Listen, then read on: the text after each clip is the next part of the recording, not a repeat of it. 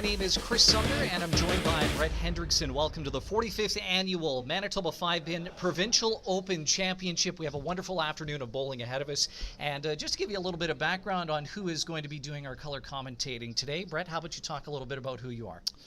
Yeah, like you said, my name's Brett Hendrickson. I've been bowling for about 20 years, big fan of the game, and I'm glad to see we have technology like this these days that we can broadcast such a great event to everybody watching out there. Yeah, we're really excited to be live streaming this event right now as we speak from Minnedosa Bowl, of course, in Minnedosa, Manitoba. We're right online, right on YouTube, and we're also connected through social media as well, and we're really looking forward to sharing this afternoon with you. So, Brent, let's talk a little bit about the format that's going to be happening this afternoon, because for folks that may not be familiar with what is called a step ladder format in the singles division, this may be a little bit confusing, but how about you take us through it and how this works? For sure. So these guys have been bowling all weekend. The singles bowled on Friday, I believe. 10 games. The top 4 made it to the step ladder. 3 versus 4 have already bowled. So we're going into the semifinals. So these are one-game matches until the final. The person who qualified first gets double life. They have to be beaten twice in the finals to be eliminated. So after these matches is the finals. So yeah, big games. Yeah, definitely big games. And how about we just do a quick recap of the men's 3-4 game? We just finished that up a little while ago. We had a couple of bowlers that you and I both know fairly well. I've known Aaron Humney now for, oh boy, I'd like to say almost 20 years. Ian I know a little bit as well. And what did we end up with our final score there? Well, the first match, Ian defeated Aaron 229 to 171. Aaron was throwing good all weekend. Got into a little bit of punching trouble in the match, and Ian, with all of his experience, picked up his pins and took the victory. All right, how about we transition over to the ladies' results in the 3-4 match, and there we had Lori Wiebe versus Bailey Moncourt. Well, first-timer Bailey Moncourt, she threw a 270 her first game. Career high average of 197. Seems she steps up in the big moment. She's moving on to the semis. Yeah, right on. So now we're in the semis here at the 45th Annual Manitoba 5-Pin Provincial Open Championship, and it's time to get to live bowling action. And our first bowler that's going to be introduced, Mr. Trevor Ray.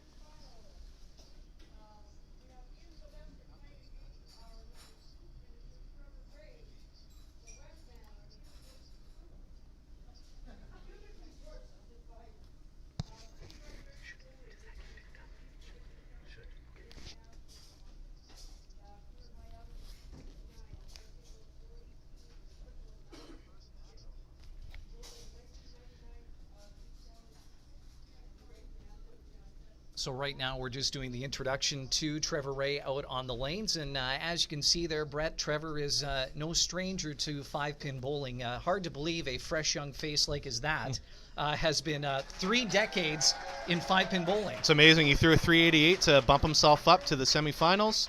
But he's got a tough test. All right, so if you're just joining us now on YouTube Live, this is the 45th Annual Manitoba Provincial Open Championship. We're coming to you live from Minnedosa Bowl in Minnedosa, Manitoba.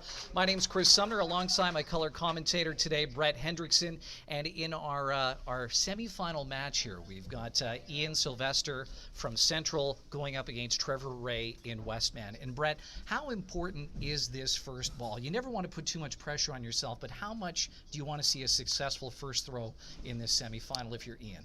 Well, with this format, he's been waiting a little while, chomping at the bit. It's been about 50 minutes since he bowled his last game, so his first shot's huge. Let's see what he's got this one. Nice smooth delivery there. Looks pretty good. I would suggest that's a strike right out the gate for Ian in frame 1.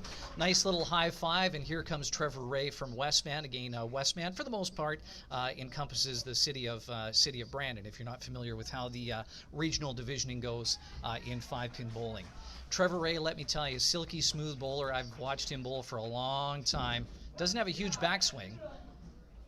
Yeah, just looked a little bit tight on that one. Yeah. Just needs to loosen up. Long game, though. If you're Yeah, gonna and get it one all thing out. we should point out there, Brett, is Trevor's been only warming up. He hasn't been in game action really for quite a while today. Yeah, it's been a bit. You got to find it, though. Only one game, so got to get right back on it. There it is. Great nice shot. Spare. Yeah, nice spare. Yeah, he threw a 388 in his last game in the singles qualifying, so it shows that he can go on a run. If he finds the side of the middle, he throws a nice speed. We'll see if pins will carry for him. Yeah, knowing Trev the way I do, a big thing for him today is going to be just controlling the emotions, making sure that he doesn't get too up or too down, right? And I think that would go for most bowlers, but Just a little bit off. yeah, Just it a little looks bit like off. Trev might be what, maybe a board, 2 boards off there on his delivery. No, he just seems a little bit stiff. He just needs to follow through a little bit more. Just relax. Long game. See if he gets the spare. Yeah, there you go. Nice spare. Okay, so now we've got Trevor coming back, high five, and Ian. Ian's going to come up now, and he's going to bowl his second frame. Again, Ian had a strike in the first frame and already has a few pins up on Trev. But again, like you said, a lot of bowling ahead, Brett. For sure. He's a big-time groove bowler, so we'll see if he finds his line. He's going to be really tough to beat. I'd have to say he's the favorite to take this step ladder. Ian very focused. Yeah. Oh, he did not like something there with that throw. Yeah, no, he knew first step. When you are so focused, when you know what you need to do, sometimes you can pick up that you've made a mistake before you've even taken your full first step. So. Yeah. I have to wonder, Brett, if that ball coming up the return might have been the thing that just threw him off a little bit, because it seemed once it came up the return, that's when he decided to pull the chute. Nice throw. Looks like another strike there for Ian Sylvester in the second frame. So he's got himself a 2-bagger to start. Of course, Turkey would be 3, but we don't want to get ahead of ourselves here just yet. A very good example, Brett, of a veteran bowler pulling back and resetting. 100%. Yeah, you'll see it at big tournaments, cash tournaments, nationals, provincials. They call it a balk, a baseball term. The pitcher gets ready for his delivery, and he slips up, and you get a free base in bowling. There's no penalty. As a matter of fact, some would argue it's one of the toughest things to do in the game. Very smooth delivery. Looks a little thick on that head pin, and yeah, it is. First head pin of the day in this semifinal, and I'm sure Ian's thinking, unfortunately, it's going to him, Brett. Well, no big deal. He's hitting what he's aiming for. 3 shots in a row. Let's see if he cleans it up. This shot's worth double, so it's a very, very important shot. Here's the delivery and the throw. Looks like he's going for the right side, 2-3. Only able to pick up the 3-pin there. Again, 4 shots in a row. He's hitting what he's aiming for. All he needs to do is just loosen up a little bit and get that ball moving, couple boards, and he'll be all right. All right, here's the third ball in the third frame for Ian Sylvester, looking to try and pick all those pins. Was able to get the left 2-3, and that's about as good as you're going to get in that particular setup with that head pin. Yeah, that puts him back a little bit. If Trevor can find a strike in this frame, he'll have the advantage going into 3-4. Trevor just needs to loosen up and get it on the middle. Yeah, this would be definitely a good opportunity here for Trev to start putting together some black marks. Obviously, with that spare in the second frame, a strike here would go a long way. Looking good. A little thin on that head pin. Yeah, just hit it really thin, and with his speed, he's not really going to carry. From what I've heard from some of the bowlers, some of those really thick hits and some of those really thin hits, they're not carrying the corners, but hey, corner pin on a spare, it's a huge count. If he takes this down, it puts him ahead. Yeah, again, focus on these 2 pins is so very important. Looked like a good toss, and he was able to pick it up. Very good. It's a spare game. One thing we should point out here, Brett, before we get too far down the line, is that Minnedosa Bowl, this house is a string 5-pin. It's not the free fall that we see in some lanes, and there is different action and reaction to the pins in this environment as compared to a free fall. Of course, yeah. Free fall's been faded out pretty quick over the past 5-6 years. There's no more free fall left in Winnipeg. I believe there's one center. I think it's Carmen. Still has 2 free fall lanes. I bowled there last year, and yeah, it's different. It's a different game, a little bit more of a power game now. So Trevor Ray's kind of a throwback. All right, Trevor Ray, there you go. Great shot. First Great strike shot. of the day for Trevor Ray, and doing really what he needed to do. He needed to get at least a spare in that third frame to keep pace here, with Ian now putting that strike up. And now we're handing back things over to Ian Sylvester. Let's keep in mind, Ian did have an open frame in that third frame with that head pin, so I'm thinking, Brett, obviously looking for some sort of black mark here. Well, we just want to make sure that we stay on the middle. We don't want to miss. We want to make sure that we stay hitting what we're aiming for. Looks pretty good there. That would be That's a strike. a great shot. Yeah, very good. Yeah, and you were mentioning the speed of Trevor versus Ian. There definitely is a velocity difference here in the speed that these two fellows are throwing. Yeah, and there's not an advantage one way or the other. With the harder ball, you might carry the corner pins and some of the thicker hits.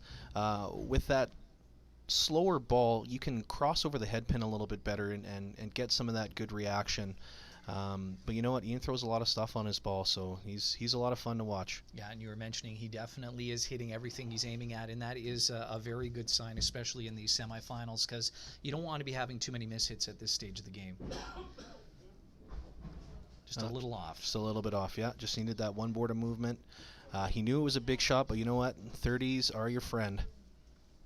Now, one thing that we should also point out, too, is when it comes to bowling alleys, we have synthetic lanes and then we have non-synthetic lanes. In this case here at Minnedosa Bowl, this house, what is it? It is wood. The lanes are wood, so you get a little bit more movement. I'm not sure when the last time that they dressed the lanes were. It doesn't look like the ball's moving too much for these guys. So you're going to have to slow down your speed a little bit, or you'll just have to put a little bit more stuff on it to get that reaction you're looking for. And there's Ian going with the third ball to clean up that 15 that he was needing. So obviously we're going to put Trevor back out on the lanes. He's on lane number 1. And some opportunity again here, Brett, for Trev to make up some ground in a pretty big way if he can get just a black mark. For sure. A double here would be massive. It would put him way up. 2 open frames for Ian so far. This is a big shot here. Looks a little off, yeah. Yeah, I think, and again, it's been a long time since I've competitive bowled, but I think with those tendencies that we're seeing to the right side here, a little tight. Like you're saying, a little tight. Yeah, you can tell a lot. You want to be accelerating when you throw the ball. You don't want to be decelerating. And sometimes when you're trying to place it in the pocket, you decelerate a little bit. Ooh, that's a tough break right there. That was a bit of a tough break there. That was very good pin action coming off that head pin on the 5-3. Just didn't clean up that 2. It just blew the ball right through the 3 pin. Product of a little bit uptick in speed. He could be feeling the pressure a little bit. Sometimes it's just a bad break. Just comes in at a bad angle. But he did the right thing and he got the cleanup. He didn't leave any points out there, and that's certainly in this at this stage of the game in the semifinals of the Open, you can't be leaving any pins out there on that third ball. Yeah, everything. You'll hear me say this is a big shot quite a bit, but when you're bowling 1-game matches, they're all big shots. Yeah. It's not hyperbole. It's what it is. You got to make sure that you're on your game every single time you throw the ball. So it looks like Trevor here taking a little bit longer than he has up to this point in his setup. We're about halfway through this first game here. Trev's on his 6th frame, getting lined up on lane 2. Good delivery. Looks like it's on the 5 pin. Just a little thick on that left side of the head pin. Yeah, see the difference there is since he was a little bit slower, he got the corner. A guy who threw a little bit harder, that head pin would have blown right by that 3 and wouldn't have got the corner. So this is a little bit easier of a spare than a chop off. He's in a good position. He's 10 pins up after 5. If he gets this spare, he'll stay a little bit ahead, and we'll see if Ian answers. Great shot. Yeah, nice spare there for Trevor. So Trevor's now completed through 6 frames, that is, with a 136. Ian is now coming up on lane 1, coming into his 6th frame, and is at a 111. So we do have a 25-point gap here, so at minimum 1 black mark for sure. 2 in a row would be preferable for Ian to get back on track here. Definitely. He throws a strike here. He wrestles back the advantage. Good ball. Oof. Oh, thick again on that head pin. That's okay. Still got a lot of time to work. Gets this 10 points here. Keeps him in the match. And big 7, 8, 9, and 10. Yeah, and it's really important here for Ian to get past that head pin and just throw the ball. Yeah, he's had a couple this game. He hasn't missed the middle on his first shot yet, but it's tough when you're punching those 3 pins on those second shots. It makes you wonder if you're just throwing it a little bit flat. Yeah. Looked like he had maybe a little bit extra mustard on that second ball there, so maybe a little frustration. Oh, for sure. It's tough not to. 5 pin's such a game of failure. It's really hard to stay positive the whole time, as ball racks across the country would show you. Yeah. Well, and again, too, with any sport, especially when you're in the playoffs and heading toward a final, those emotions, they're running high. And just with any competitive sport, bowling in particular, in singles especially, keeping those emotions in check, a huge part of the game. Well, who doesn't want to represent their province at the highest level, right?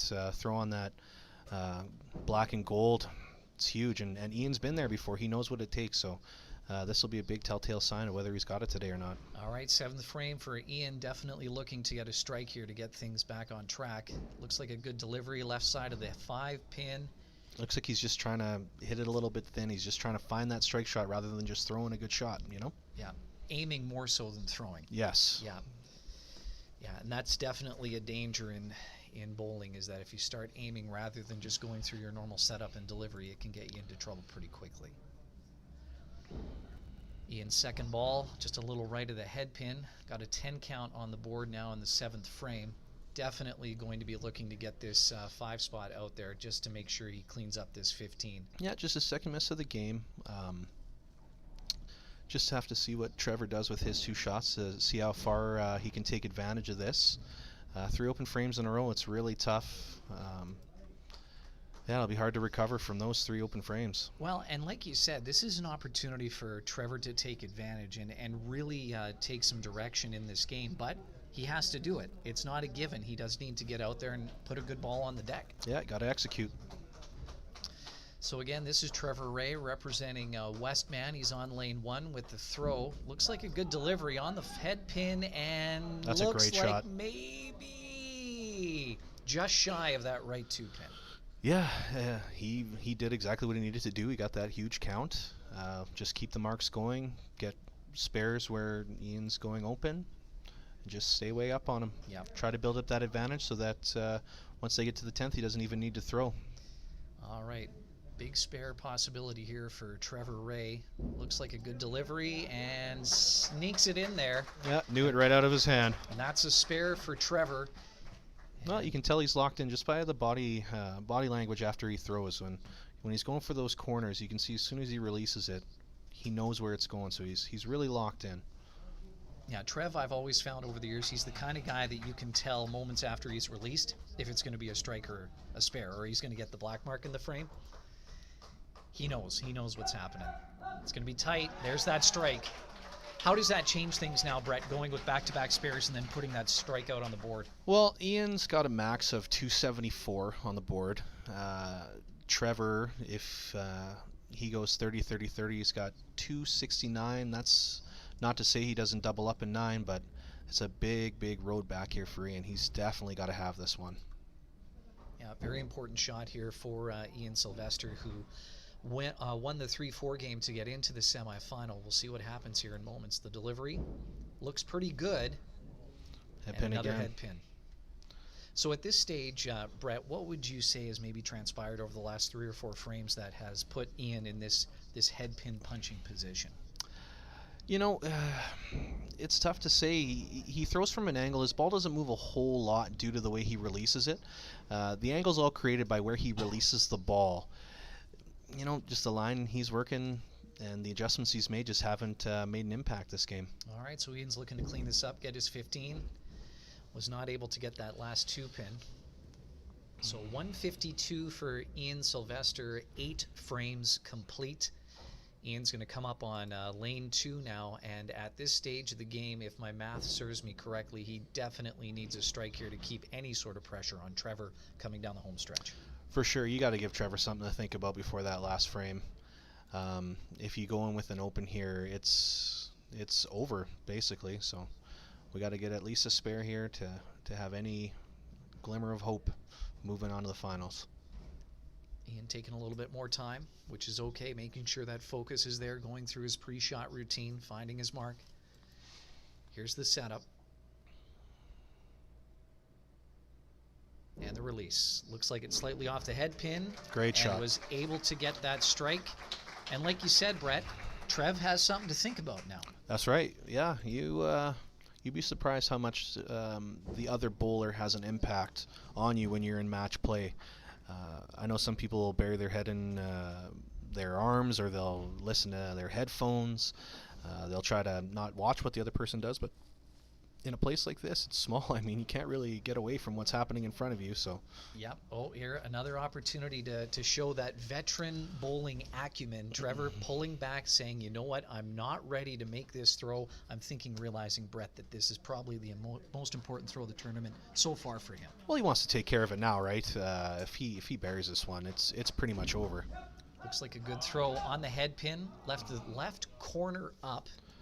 Now again, this is going to back up onto that strike and should be in a pretty good position here if he can spare this up to lock things up here. Yeah, spare makes it so good count, and his first shot in 10 would wrap up the game for him. There's that spare. Doesn't even need to watch it. Yeah. Trev basically on cruise control now. A black mark here would be a nice thing, but he's in pretty good shape. For sure. Well, it looks like that confidence he gained from that 380 through is coming through in a shot right now. He's getting some corners. Hopefully it can carry for him in the finals. Yeah. All right, here goes Trevor Ray, setting up. Nice delivery. Looks like it's on that head pin. There's that strike. And I would suggest that Trev is going to be moving on in our step ladder today. I would say barring a couple trips over the foul line, he is moving on. I'd probably throw this one from the pit. Yeah, Trevor just taking a few extra moments here, letting that ball return. I haven't actually noticed, does Trev run with 2 balls or just 1? A lot of guys these days, they only throw 1 ball. Okay. If they miss on their first one, they'll just throw a house ball for their second shot. Okay. Yeah, it looks like he's just throwing the second same strike. one. Just keeping it on the lane. Just keeping it on the lane. Yep. He's all smiles now. Hey, that's a tough competitor he just beat. He went to the C5 singles competition 3 years in a row. So Ian's no slouch. He is a great representative for this province, and yeah, the quest for 4 has been stymied by Mr. Trevor Ray. All right, so Trevor's coming down the home stretch here. Final ball in this stepladder match from Trevor Ray in frame 10. Obviously looking for the spare here to cap things off and make the crowd pretty happy, and looks like he got it. Hey, great game. 269. Moving on to the finals against Scott Adamson. Yeah. Now, at this point for Ian, obviously we know Trevor's moving on, but still an opportunity here to go out with some positives, I'm thinking. Unfortunately, another head pin. Well, maybe his memory of this weekend will be a little bit worse than it would have been if he would have struck out, but hey, sometimes you punch 5-6 times a game, sometimes you throw a 400. Yeah. Well, and that's the thing in bowling, whether it's 5 or 10 pin, really a board or 2 is the difference between a 300 or a 450 or, a 175. Yeah, yeah. Especially here, it seems like the scoring isn't too high. There's been some big games, but yeah, Trevor just nice and consistent. 269. It's a solid score that'll win you a lot of matches. All right, so we have completed the men's semifinal at the 45th Annual Manitoba 5-Pin Open Provincial Championship. Again, if you're just joining us, it was Trevor Ray out of Western taking on Ian Sylvester from Central Region, and the final score was 269 for Trevor Ray, 190 for Ian Sylvester. So a very good game. When we look at what we reflect on what we just saw there, what are some of the things that stand out for you regarding Trev? Obviously now is going to step up. Well, I really like the speed that he had on his ball that game.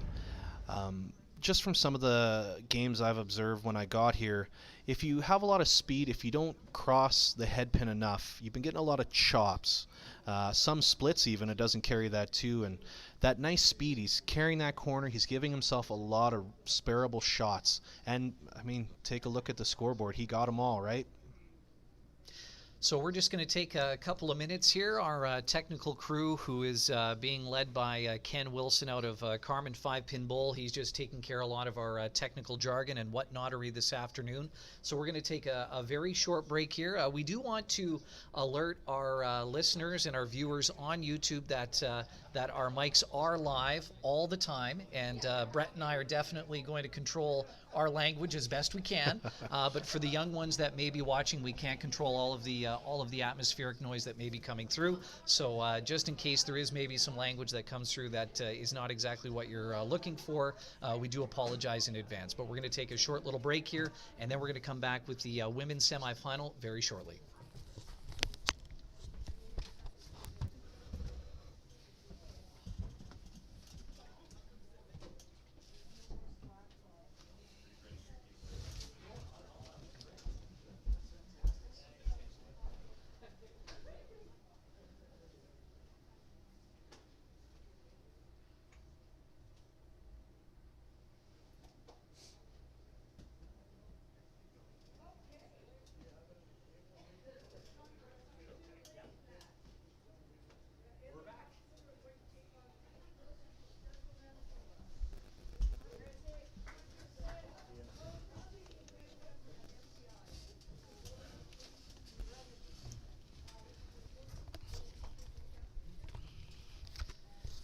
All right, ladies and gentlemen, welcome back to the 45th Annual Manitoba 5-Pin Bowler Association Open Provincial Championship. Chris Sumner and Brett Hendrickson coming to you live from Minnedosa Bowl in Minnedosa, Manitoba. We just completed the semifinals in the men's division with Trevor Ray from Westman moving on to the final. We're now moving into the semifinals now on the women's division, and that is going to feature Christy Wilson and Bailey Moncourt. And just tell us a little bit about Christy there, Brett.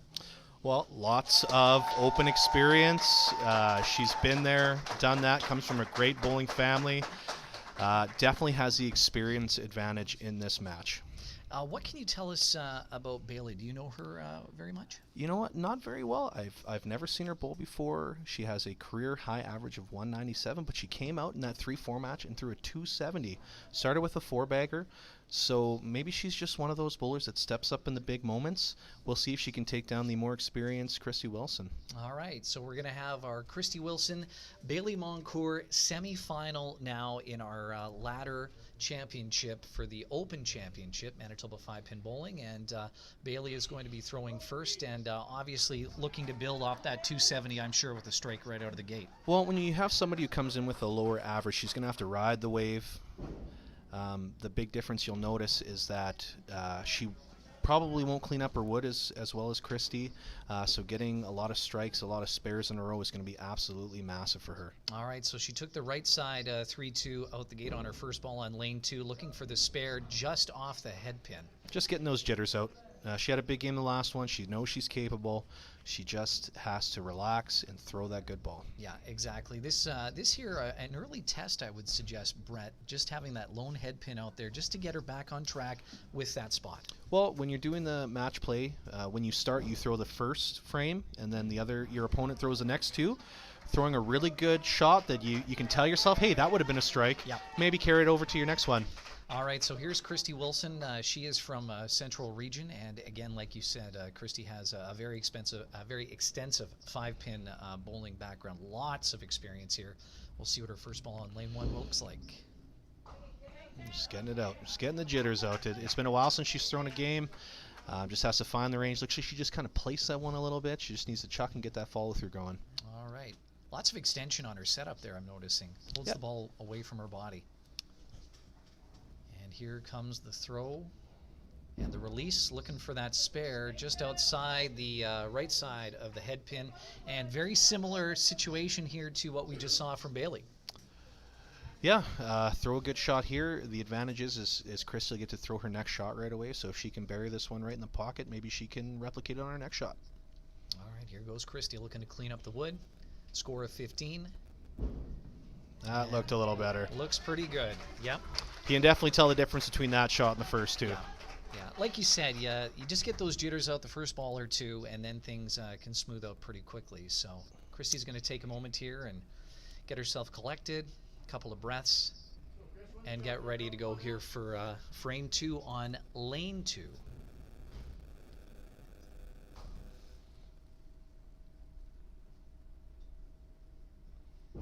Looks like a pretty good release just outside that head pin on the right side. What do you think of that throw?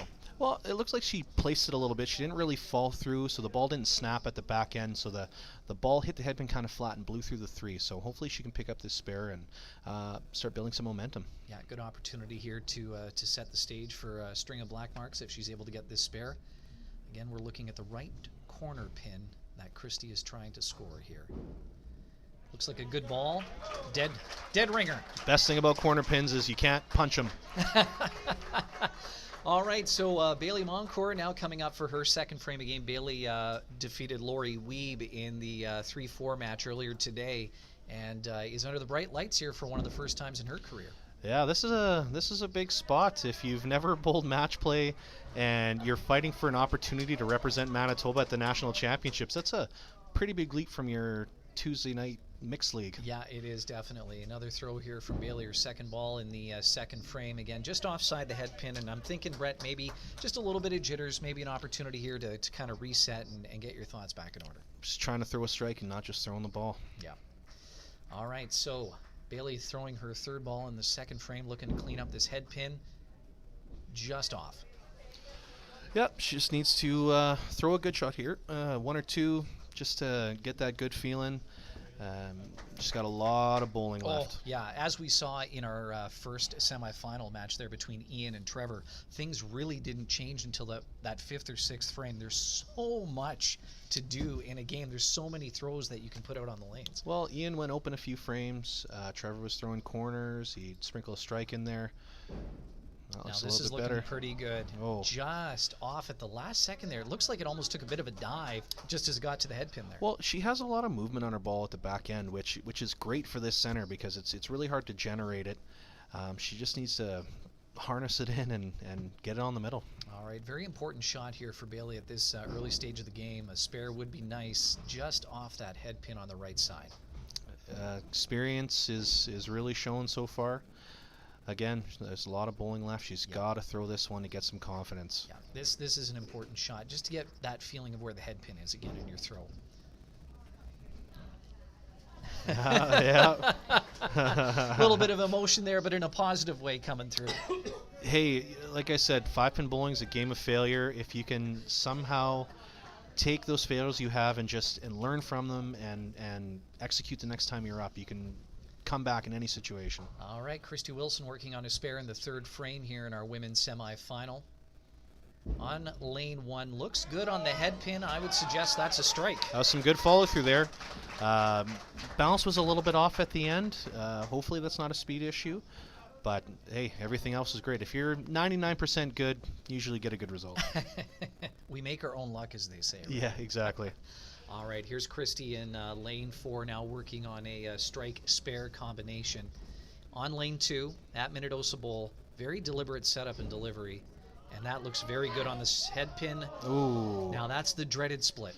Yeah, happy birthday, right? Yeah, that always makes you feel good when you're 5-pin bowling when you see those 2 corner pins staring at you. You know what though? I'm sure she's not too upset about that. She knows that if she stays on the middle and she stays consistent, she's going to take this match.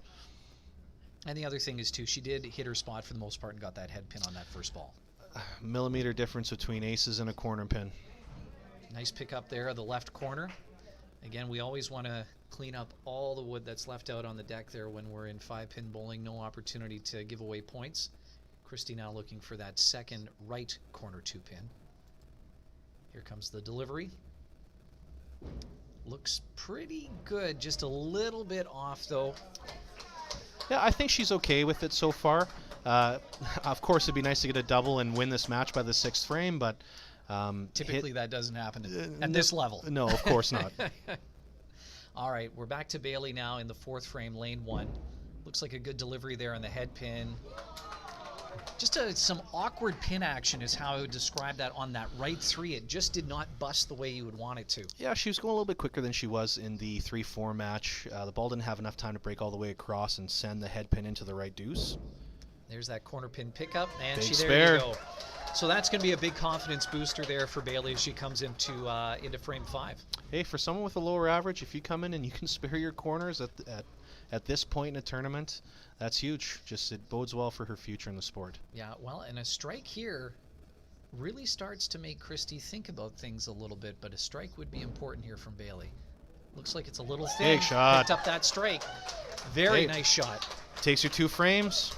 Spare strike, does what she needs to do. All right, so now we're going to revert back to Christy Wilson here. It's frame 5 for Christy. She's back on lane 1. She obviously is 1 frame, quote-unquote, behind Bailey. Yeah, she's got the score advantage right now, so throw a nice frame here and we'll keep the advantage. Nice smooth throw there. Oh. Wow! That was a thick head pin, but with a little bit of English, she was able to get that strike. Hey, you got to hit the middle on the side to get breaks like that. It was a great shot. Everybody say, oh, that was lucky, but you make your own luck, like you were saying earlier. Yeah, absolutely. I love the fact that she held with that shot, watching it right to the bitter end when that 2-pin fell over. That was fantastic. Yeah, a lot of times in the sport, you can't take your eye off it. You never know what's going to happen. All right, frame 6 for Christy. First ball now working on a strike in the 5th. Here comes the delivery.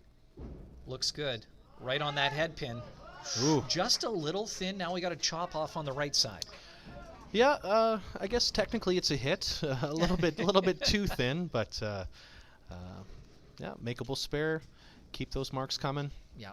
One thing I always found when I was in YBC is that people think this 3-2 is an easy pickup. It's not an easy pickup. Well, you never practice it, right? Everybody practices hitting the head pin in the corners, but you don't often practice your threes.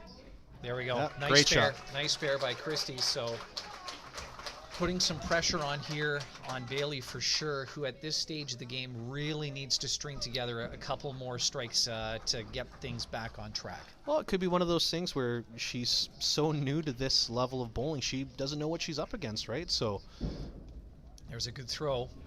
Just a little over curl. oh, that's all right. It's on a strike. She can still get that 30. Just has to bury this one in the pocket. Yeah, exactly. This is a fairly important spare, a pretty important second ball for Bailey Moncourt in this women's semifinal. Really needs to come out of here with a spare. Yeah, Christy looks like she's feeling it pretty good. Just a little thick on the head pin. Yeah, didn't break across.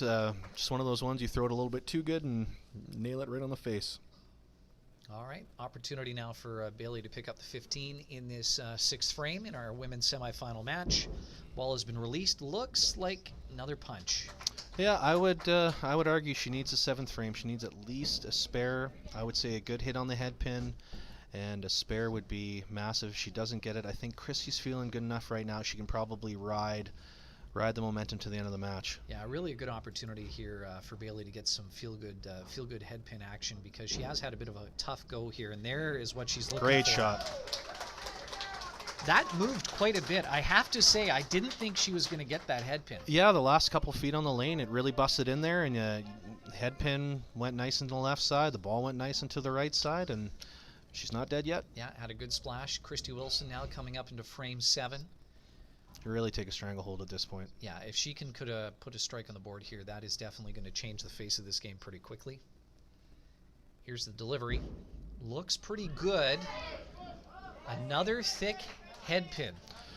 Hey, that's a good carry. She had a similar hit to that, and she got aces. This is obviously a lot more spareable than aces, but the pin splash on that one was almost identical to that last strike that she had, where that 2 fell down like 5 seconds later. yeah, I don't have enough experience bowling here to know how often you get those splashes off the back, but the corner pin's still a really good shot.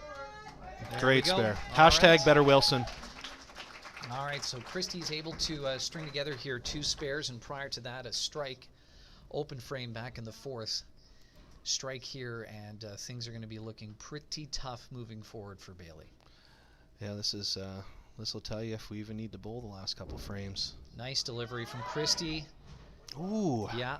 Now that is going to be a bit of a tough one to spare. Obviously, I shouldn't say obviously, but I would think that Christie in this case is going to be going for that 2-3 on the left side. Well, she throws a little bit of a hook, so she can get that 3-pin going into the right deuce. It's really tough. You have to weigh getting the count, just keep getting those pins, or if you really want to go for the spare. I don't think it's that big of a shot. I think she'll just go for the 5, but... And this is a spareable split. It's much easier than aces, but it's still pretty difficult. Yeah, I can't remember the last time I spared a split. Just a little much much English. Yeah, she was going for that thin hit. Just pick up the 3 and watch to see what your opponent does. Get ready for the 9 and 10. All right, so now are you thinking she's going to go for that 3 or the 2-pin? Because at this stage of the game, she could get some 2-pin practice if she chose. I'd probably go for the higher pin here. Yeah, you just want to make sure you're counting as much as possible. Yep. And you know what? 180 is a nice round number. All right, here comes Christy Wilson in frame number 8. Going for that 3-pin. And just missed it, but let me tell you, if she would have caught that, that might have been darn close to hitting that 2-pin. She might have got that 5. All right, so Bailey Moncourt back up now. She's in frame number 8, and Bailey's at the stage in this women's semifinal where she does definitely need a strike, I have to say, coming out the gate. Yeah, she's been having a tough time on the on lane 1. Throws a good shot there. Yep. Doesn't get rewarded, but again, it's spareable. She takes this down and spares it. She would be down by less than a frame. All right, opportunity here to get that left corner pin and a spare for Bailey coming down the home stretch of the final 2 frames. This is her good corner too. She can just lay it down and let it Just snuck it in there. Throw that big hook right into it. That's a big smile from Bailey. She's feeling good about that shot, as she should. That was a great little spare to pick up. Hey, this is great. First time on this stage. Nice and loose, throwing a good shot. It's great. All right, we're now coming into frame number 9 here for Bailey Moncourt. First ball, frame 2, looks good. Ooh. Little thick, and there's that dreaded head pin we saw in the men's semifinal more than a few times. Yeah, it's tough to see. You throw it a little bit harder, you hit the right pocket. Throw it a little bit softer, hit the left pocket. You throw it perfect. That's nice there, taking that left side 2 and 3 pin, and now obviously Bailey's going to do her best to clean up this 15 count with the right side. Most definitely not over yet. We've seen that Bailey can run strikes. But, I mean, the ball's completely in Christy's court. She can take the match right here if she chooses. Very much so. Nice opportunity to get the cleanup. So, yeah, at this stage of the game, if you're keeping score at home, Bailey can max out with 45 additional points in that 10th frame. So that would put her in that 223 range, I think? 213. 213 range. So really, if Christy can pot together a strike here and an additional black mark, it's going to be out of reach. There's that strike. Yeah, just making sure it doesn't come down Bailey bowling at the end. Yeah. Well, that's why in match play, a lot of guys like to throw second because they like to finish the game first. They want all the pressure on the other bowler when they come up, or to just take care of the match by itself. Mm-hmm. All right, so had some things going on out there. Oh, here they come. The balls are stuck in the back. We're all good. One good hit, match is over. Yeah, all right. Christy's coming up. We're now in frame 10. First ball, lane 2. Here's the delivery. A strike pretty much seals the deal. And there it is. Yeah, definitely looking to make her first singles appearance, it seems, since 2012. So it's been a while since she's been the singles rep. She's really looking to make it back there. Yeah, Christy's looking very good in this match. She had a couple open frames there, but for the most part, very strong today. A little off with that one, but she already knows she's got this one in the bag. Well, I think with that shot, she realizes her best course to getting a strike is throwing it in that right pocket. Getting a little bit of the hook up into the right pocket will give her the best pin action. All right, so this will be the final ball for Christy Wilson in this women's semifinal, looking to get that spare. There it is. Yeah, you can definitely see her looking to get it in that right pocket. That's something to look for in the finals. All right, Christy Wilson, who was awaiting the arrival of Bailey Moncourt in this women's semifinal, putting together a 242. And again, this match is over. But Bailey's going to go out there and do the best she can with the strike. You got to give it up to Bailey. She's never been here before. She has a career high average of 197. Just for her to come in here, win her first match, and then come into this semifinal and go toe-to-toe with one of the best bowlers in Manitoba, that's great. Good for her. Like, I really, really hope that she takes this experience, practices, and tries to raise her game because I really see a lot of potential in her. All right, so this will be Bailey Moncourt's final bowl or our final throw here in our women's semifinal, looking to get those pins and the spare, and she does. That's a great run. Yeah. She should be really proud of herself. Like she did really well. Her average is 197, and she got a 198 in provincials in the semifinals, so really she did bowl over average. Yeah. Which is pretty good. You know, she did a terrific job. Yeah, there's not much else to say. Christy Wilson, the experience comes to the forefront. She gets her spares, throws a couple big strikes. Let's see what happens in the finals. All right, so just to recap there, Christy Wilson, who was awaiting the arrival of Bailey Moncourt, who won that women's 3-4 match. Christy coming out on top. Final score of a 242. Bailey ended up where they won. So now we're going to get down to business here as we get into the men's and women's final. Things are going to get very exciting very shortly, and I guess coming into the women's final, what do you think Christy will be able to build on after such a strong match? Well, the one thing I would worry about is trying too hard to get in that right pocket. You could see her last frame, she was really trying to hit the right side because she was in the left pocket most of the game, and she got that one really good break, but she also got those aces. She got that split.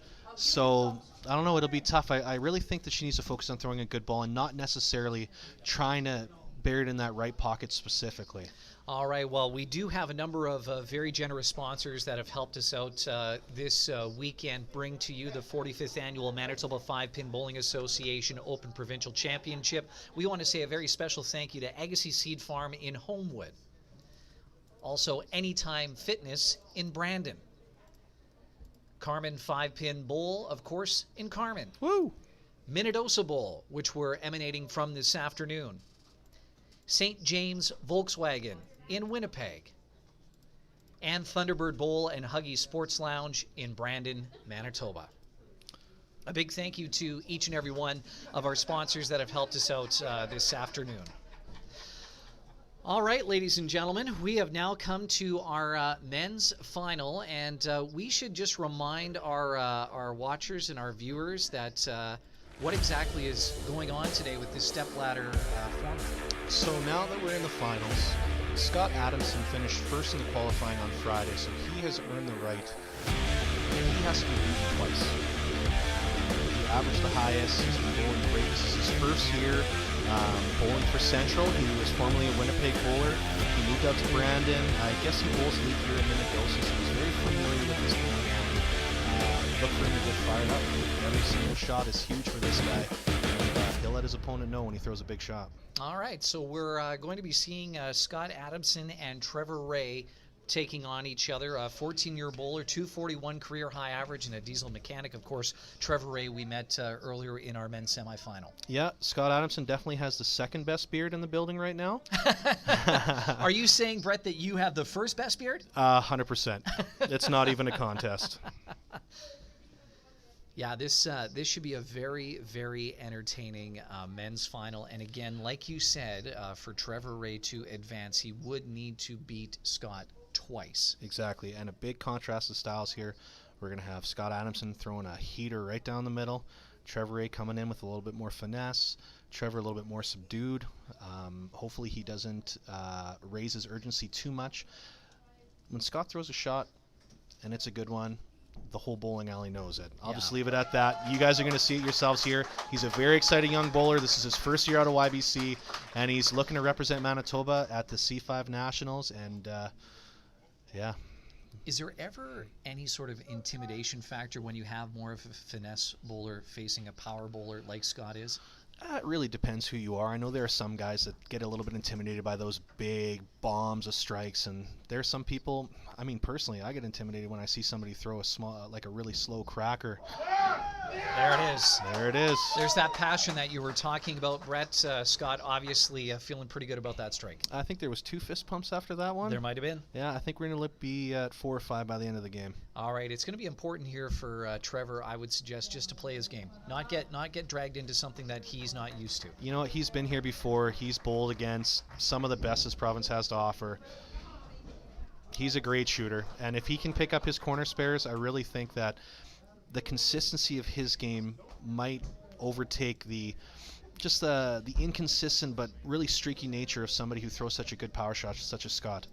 All right, so Trevor Ray coming into ball 2 in frame 1 on lane 1, looking for this corner pin spare. Picks it up. He hasn't missed one yet. All right, so again, Trevor's going to bowl his second frame immediately here, and Trevor, of course, got to the men's final after defeating Ian Sylvester earlier this afternoon. And here comes Trevor now in frame 2, first ball, definitely looking to get a good splash here, preferably a strike. There's the delivery. Looks like it's on the head pin, just off. Yeah, just a little bit off. He didn't really have the follow through at the end there. He kind of just, kind of placed it on the lane.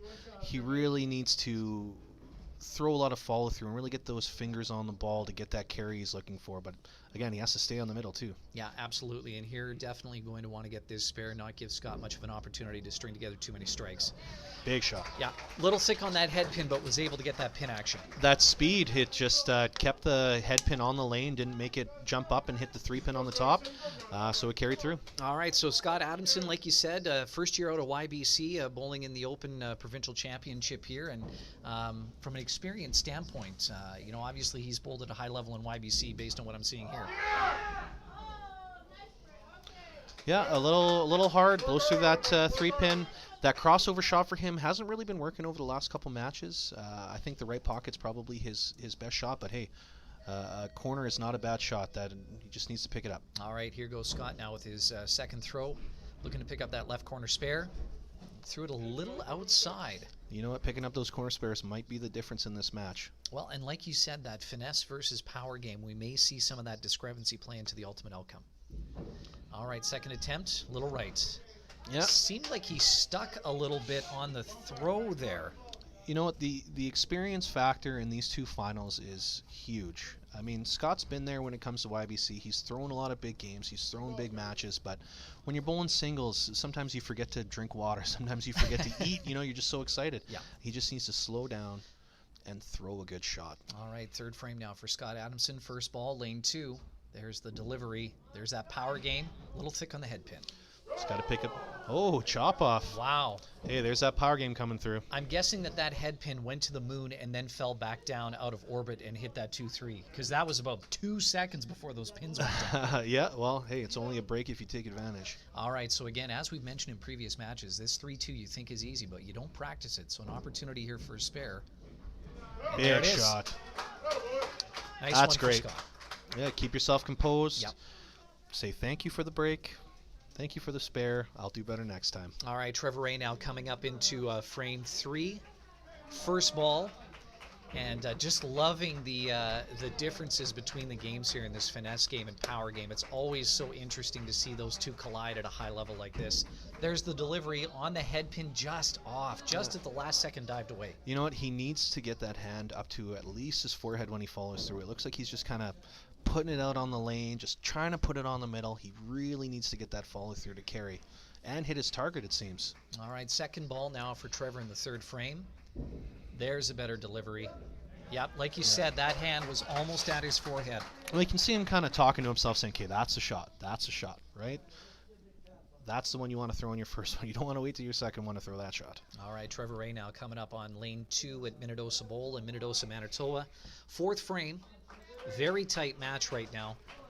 And really the count on this spare is going to be very important for Trevor.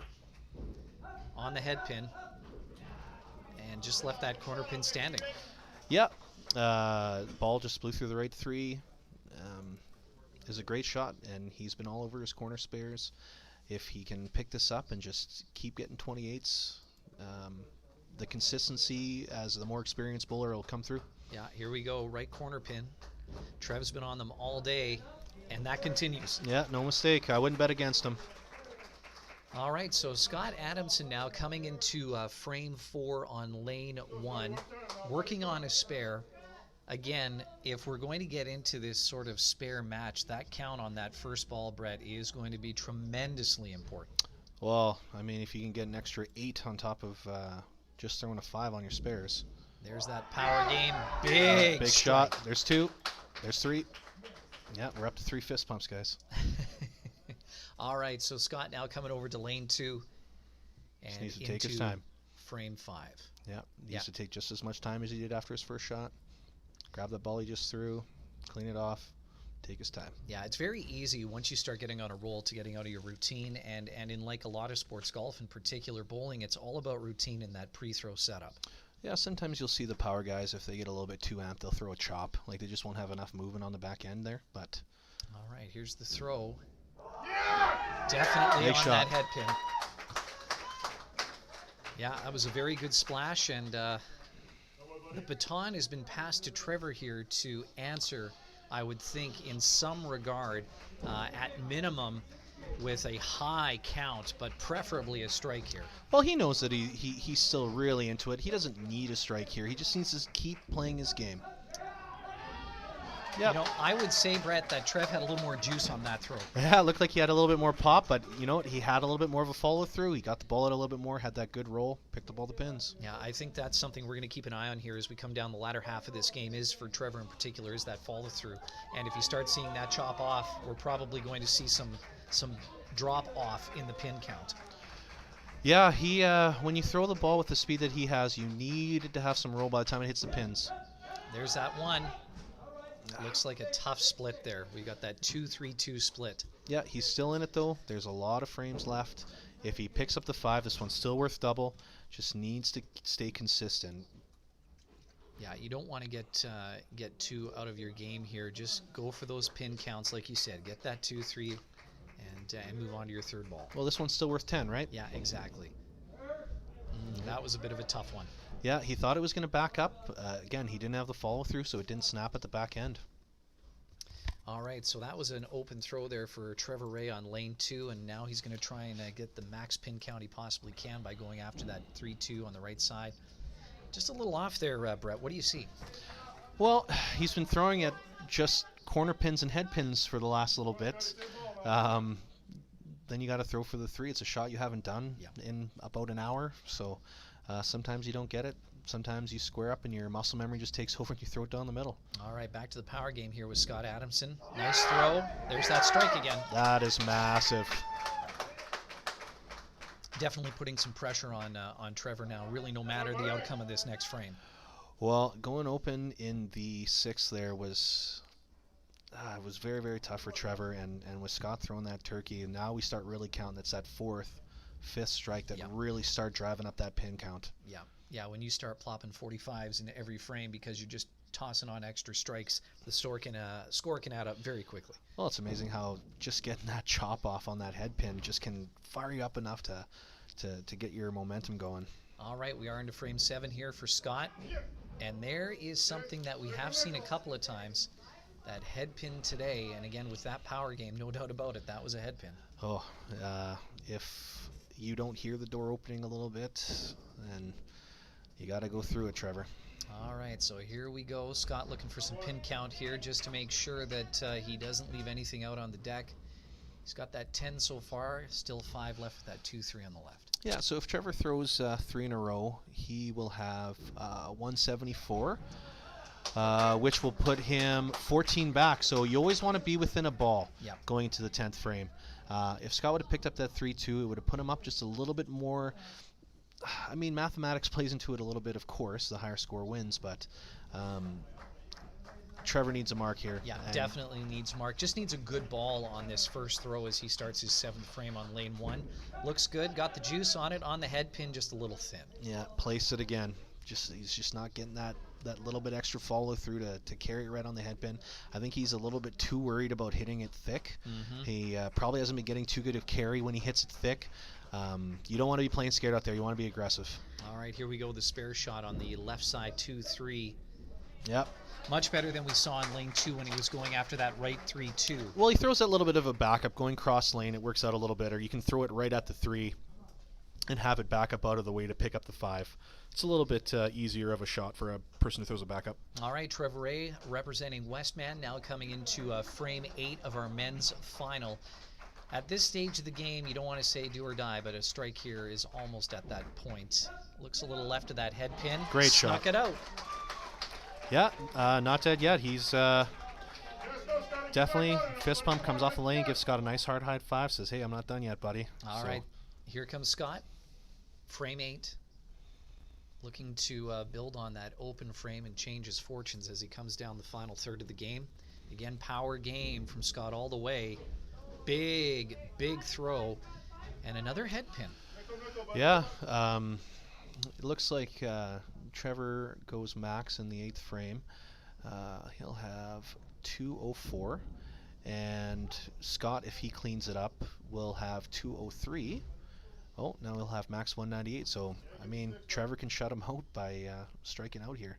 It's a big swing. This is the third throw by Scott in this frame. Yeah, we didn't quite catch the second throw. It was through the port there for the head pin. Yeah, he's got to take a breath. He's got to send a message to Trevor here that you're gonna have to strike out to beat me. Yeah, this is where Scott, like you said, just needs to get back into that pre-shot delivery. Take a breath, calm the nerves. You're coming down 9-10 here in the game. And don't be afraid of a head pin. Another big throw on that head pin. Oh my goodness. So that is now 3 consecutive head pins, Brett. And are you thinking that this is maybe a spot issue potentially? You know what? He was rolling pretty good in the middle there. Sometimes the younger bowlers, sometimes they just say to himself, I just got to put it down the middle. Well, you got to put it on the side, man, or else you're only getting the middle one. All right, so here's Scott, third ball in this frame, looking to get the max count, was able to get the 2 picked up. And I would suggest, Brett, that the door has opened as about as wide as it possibly can for Trevor here. Yeah, hopefully he opens the door and walks right through it. Scott's got a max 252. Trevor's got a max 294. Yeah, big opportunity here for Trev. Really needs to get a high count. A strike here would really get him on the track again. Looks like a good throw on that head pin. And Oh, there sneaks it out is. that strike. Oh, that's a big, big, big shot. Sending a message. All right, so now we're coming into the 10th frame here for Trevor Ray. He is working on a spare strike combination. And really a strike here is going to make Scott think about a lot of things coming into his 10th frame. Yeah, I'm not sure. Was that a dragon punch he just threw after that last strike? Knowing Trevor Ray, you never know. Here's the delivery. Looks like he jerked that one just a little bit. Still, big, big, big. He Yeah. needs these pins. He needs to make Scott have to mark here. Yeah. And again, we want to stress that with Trevor working on that strike spare in the preceding 3 frames, we're talking big points every pin he hits, so he doesn't want to be guttering this or putting it through the 5-pin port. This one's still worth 10.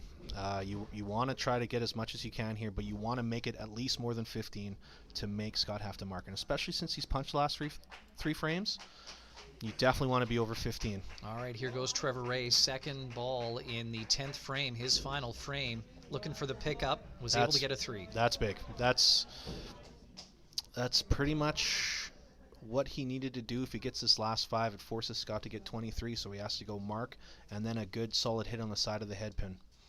All right, so Trevor's going to take some time here, wait for that ball return, a couple of extra breaths, and we'll see what happens. But this, again, another example of how these matches have changed dramatically in that 4, 5, 6 area, just like we saw in the preceding women's match. That was a big swing. And if he can take this match down, really makes things interesting for that second match. All right, here we go. Trevor Ray looking for that right side, needs a count, was able to pick up the 5. And let's reset here and have a look. So Trevor Ray finishes this first match with a 230. Like you said, Brett, Scott requires a 23, which means a mark and a pretty solid count in order to wrap this up. You know what? A strike pretty much does it, because then he can punch you, get the 5, and he'll be all right. But yeah, he might play it thin here. Here we go. Big throw from Scott. Got that strike. Back on the mark again. Yep. All right, so again, he needs an 8 count to tie. Yep. A 9 count or more, and this match is over. Yeah, I'm not sure what the tiebreaker rule is if they tie.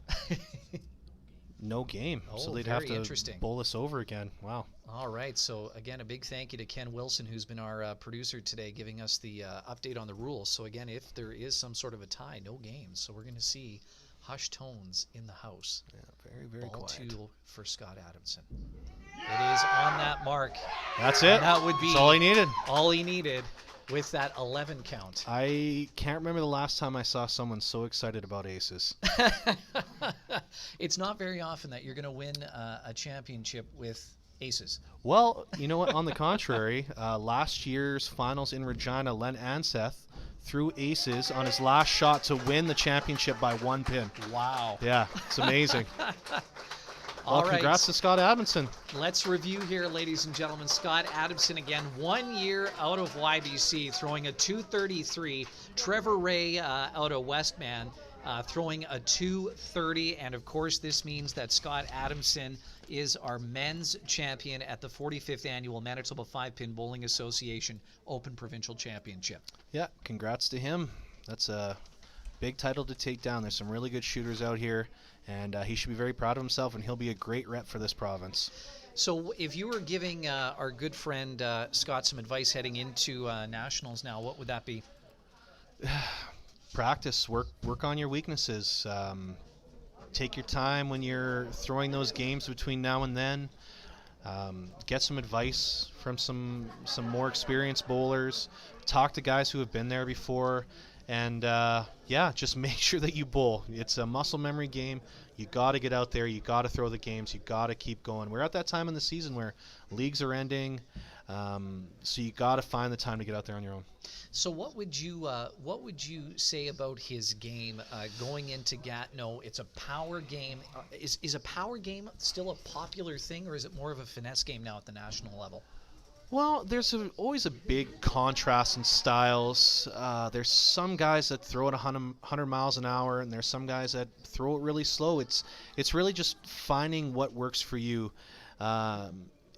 If I was to say a big thing for him is maybe finding another line. If the line that he throws now doesn't succeed, because when you're doing the qualifying at nationals, I think it's 20 games you throw, so there's a lot of room in there. Even if you do throw a 190 or a 210 and it puts you behind a little bit, you can come out and throw a big game to get you back into it. And having those other lines that you can fall back on, just little things to give yourself a little bit more confidence to get going on a run.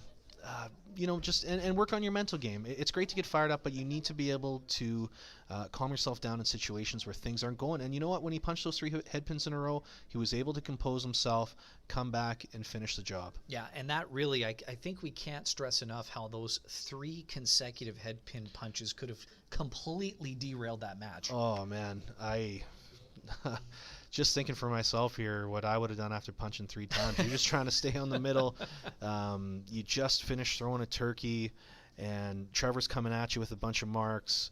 That was really, really good composure for the young guy there. Right on. So now that we've wrapped up our men's final, we're moving into our ladies' final, which is featuring Nicole Sentner and Christy Wilson. Of course, Christy Wilson just won the semifinal match over Bailey Moncourt just a few minutes ago, and we're just doing some technical upgrades. Our producer, Ken Wilson, is out and about in the back of the house doing something. We don't know what.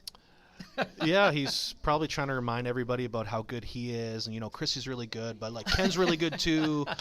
He wants to remind people that he's a really good Wilson too. Yeah, we should let all of our viewers know that, or let them in on the inside joke that Christy and Ken are brother and sister, and obviously there has been a little sibling rivalry, and that is a bit of an understatement over the years. Well, I'm told that #BetterWilson has been trending on Facebook and Twitter a little bit. If we could really get that going, I think it could be a thing. And just as an aside here, Nicole was our singles rep last year, so she's looking to make it back-to-back.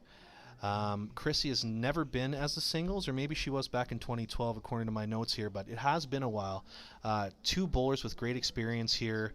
Nicole, of course, has the double life. So we'll see if that comes into play. Chrissy's coming in with a little bit of momentum. I feel solid 240, 250 games should be able to do it for you here. Pick up your spares, throw a good shot, just stay relaxed out there. Would you say that either one of these bowlers a little bit more? Do you have more experience seeing one of the bowlers actually out on the lanes? Well, I've seen them both probably about the same amount. They both throw a relatively tight shot. They don't have big sweeping shots. They're usually right down the middle. Just whoever can pick up all their pins. It's you got to stay loose. You can't tighten up. All right. Well, let's get introduced to Nicole Sentner here. She has been awaiting Christy Wilson, who again won the women's semifinal earlier this afternoon, and 2-time defending Manitoba 5-pin ladies singles champion. That's something nice to have on your resume. Yeah. She's got national gold. She's been the singles rep before. She is more than capable of winning the nationals, and can be pretty intimidating when you come up against somebody that good with that good of a resume, but Christy's no slouch. Now, I'm not familiar with Nicole's style at all. Would you say it's a finesse game, or is it a power game? You know what? Her and Christy throw about the same speed. Okay. Nicole kind of flies into her shot a little bit more momentum, a little bit more slide. But they throw with similar speed. All right, first ball for Nicole on lane 2, right on that head pin out the gate. No doubt about it. Yeah. See, you go up and you chuck the ball, don't place it. Christy will have to do the same thing. She'll have to answer. Yeah, that was a very confident first frame, I would suggest, from Nicole. Yep. Here comes Christy on lane 1, first ball, looking to match that throw from Nicole. Here's the delivery, bit of a bounce, And that would be a 2. I'm wondering, did that ball drop out of her hand? That seemed a little odd. Yeah, I think it might have slipped out of her hand a little bit. Again, spareable shot. If you're going to throw a deuce spare, throw it in the first frame. Still worth 30. You know, this is just great. I love the camaraderie of 5-pin bowlers. Everybody having a good laugh about that. It's a ha-ha, hardy har-har. Yeah. And now we move on to the second ball from Christy Wilson looking for the Oh, spare. that was a little bit better. On the right side, 2-3. Yeah, you know what, but the shot probably felt a little bit better, and if you're going to go open in the first, find your range, find your speed, take advantage in the second, throw a good shot. All right, third ball from Christy looking for the pin count, able to pick up the 15. Yep. Way better shot to finish the frame, throw that exact same shot, and you'll reap the benefits. All right, so Christy Wilson now coming into frame 2 on lane 2. Again, a much more deliberate delivery, a slower delivery. And here's it down the middle. This looks good on the head pin. Just what she needed. Yep. Answer's back. All right, so open in the first, strike in the second for Christy Wilson in our women's final. And now Nicole Sentner coming up on lane 1, frame 2, working on a strike from that first frame. And again, very confident first ball. And again, she's only thrown one ball so far. There's the second ball on that left side. You know what? That shot was very similar to the first one.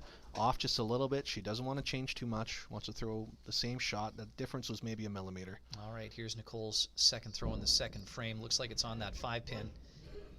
And able to get an extra bonus pin there, it appears. Yeah, who knows if that'll come into play. If it's a close match, maybe carrying that 3 on her strike might give her an advantage. All right corner pin now for Nicole to get that pin count of 15 and left it open. All right.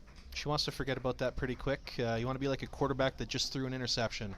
Just want to have a short-term memory. I'm noticing already that Nicole a much faster bowler in her process than Christy is. Just some of those little idiosyncrasies between the bowlers. Yeah, you can definitely see she has a big leg drive. So her arm swing and her release is more so to just kind of harness the speed that she generates through her approach, where Christy's a lot more arm. She relies on a lot more movement on the ball to generate her pin action, whereas Nicole definitely uses her speed a little bit more. All right, Christy Wilson now in frame 3 working on a strike from frame 2. Looks like a good toss. Placed it. Yeah, just a little left to that head pin. Yeah. Pressure's getting to her a little bit. She needs to make sure that she throws it, gets it out over the middle, lets the ball work back a little bit. All right, second ball now for Christy in the third frame, looking to get the mark here to build on that strike in the second. Looks like an okay toss, just missed that head pin. Yeah, she was trying to work that right pocket, make sure she was going pin side so she didn't get an 8 count. She's got to take this down and just throw a good shot for her next one. All right, so at this stage of the game, you're just going to try and pick up this 5, get your max pin count, and move on to your next frame here. Yeah, you can have big swings. Just a few big frames can make all the difference. Just get all the points you can when you're struggling, and then ride the wave when you're going. You know what the great thing is about just having the head pin left? It doesn't matter how you get it, as long as you get it. That was a sneaky one. It was a sneaky one. But you can kind of tell by her body language she didn't really like hitting it that thin. She really wanted to hit that with a really good shot. Yeah. Just to give her confidence before this one here. All right, frame 4 now for Christy, looking to get a good first throw in here. Get that strike ball feel again. And that time, again, I would say, Brett, trying to work that right pocket. Yeah, you know, she's not really holding her follow through after she throws. You can see her arm falling to her side right after she releases. I think just going back to my youth days, just holding that follow through until the ball gets to the pins could help with her balance, could help with her speed.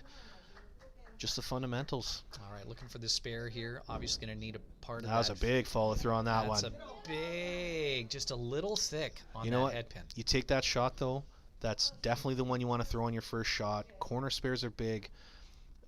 You can carry that into a strike. That is a much, much better shot than she's shown so far this game. All right, so Christy now just waiting for her ball to come back from the back of the house.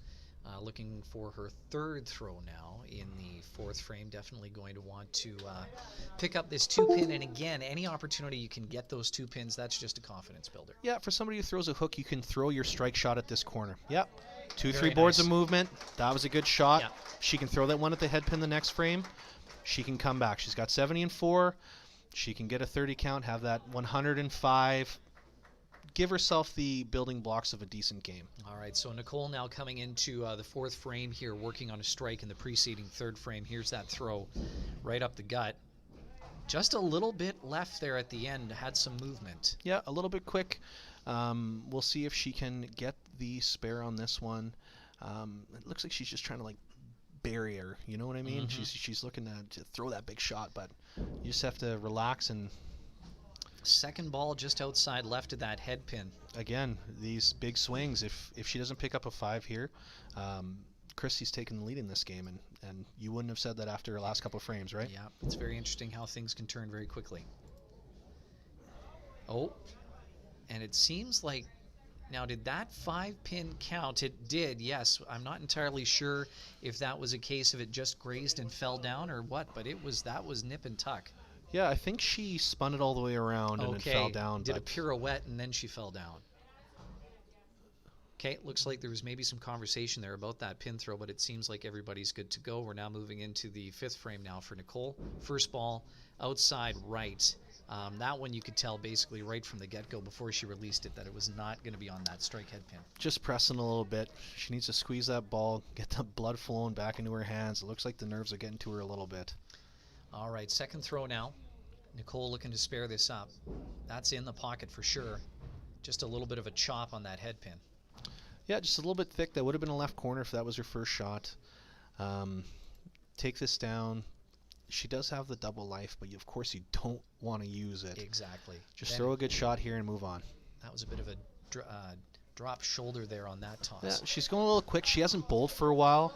Sometimes they say being at the top of the step ladder is a little bit tough because you have to wait it out a little bit. You get a little bit stiff. Yeah. She's going to have to find it soon. All right, Christy Wilson now. This is frame 5. She is not working on anything. She had an open frame. Looking to get in that pocket. And that would be a strike all the way. Great shot.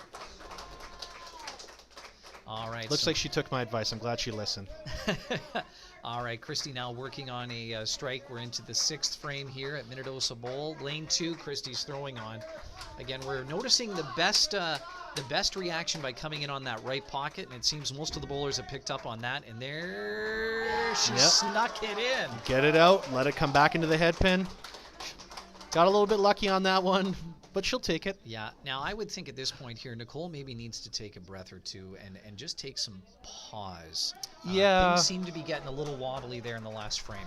The first instinct is go out there and take it right back, but you don't want to go too fast. All right, here's the throw from Nicole. And Big that shot. is a strike. Yeah. Great shot. Yep. Not backing down. Of course, she's been here before. She won last year. She knows what it takes.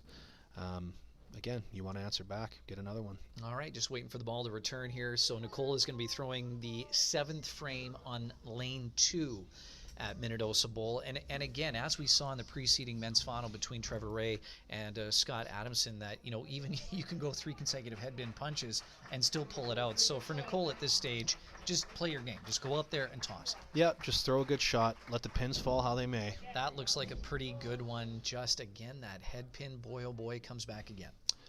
Yeah, she's not done yet in this one.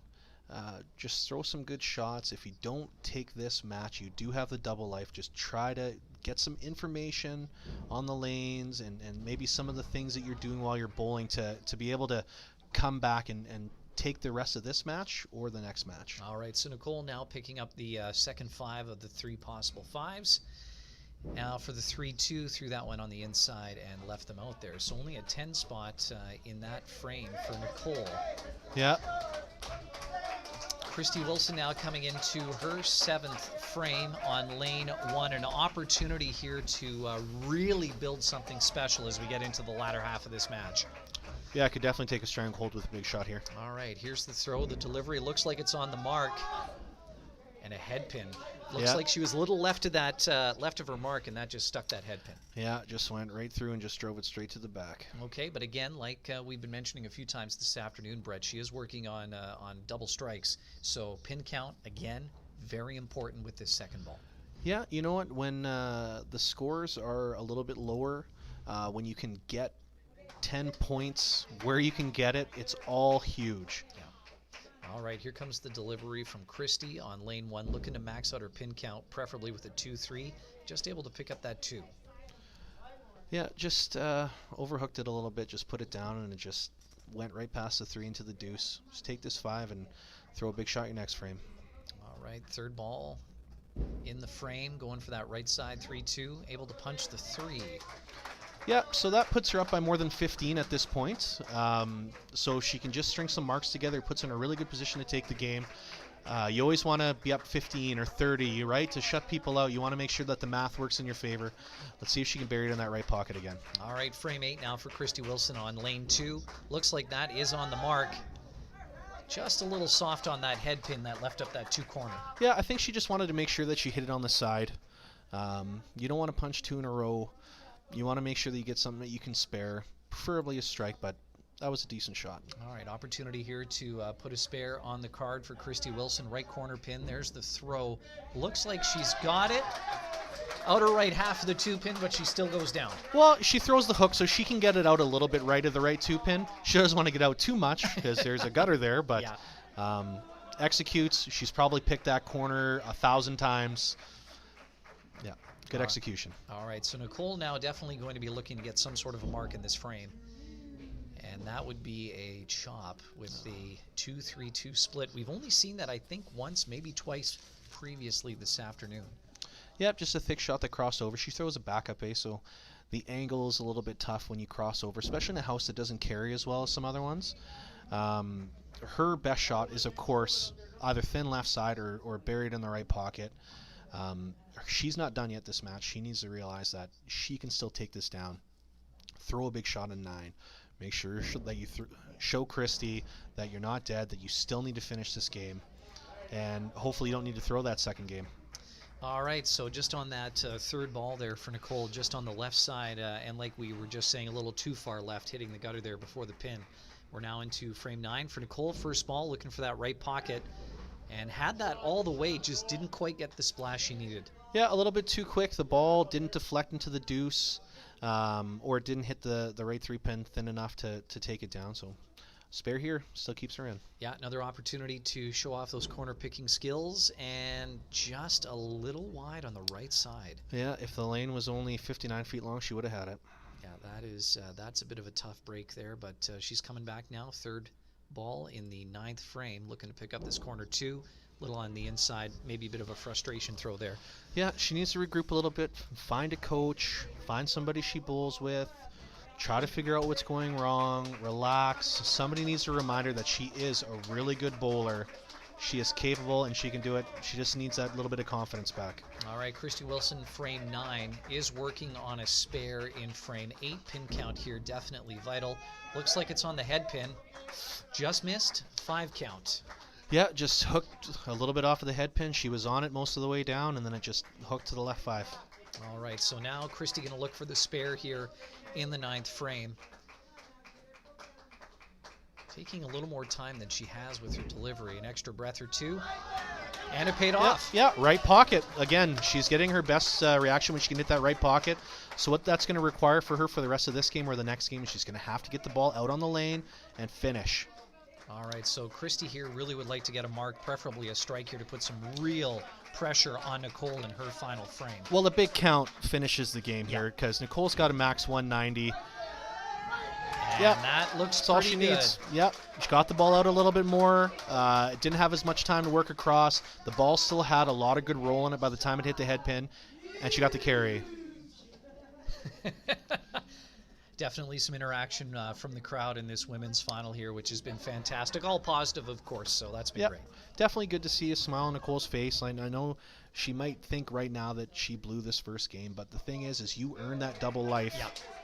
You have another game. You can come out and chuck a 300 and take your title. It's not over for you yet. All right, Christy's throwing her next ball here in the 10th frame. And that sounded like a head pin. Yeah, that did. Yep. How can you tell that Brett is bowled for a while? He could just tell by the sound of that hit that it was a head pin. It was also the collective awe of the crowd as well.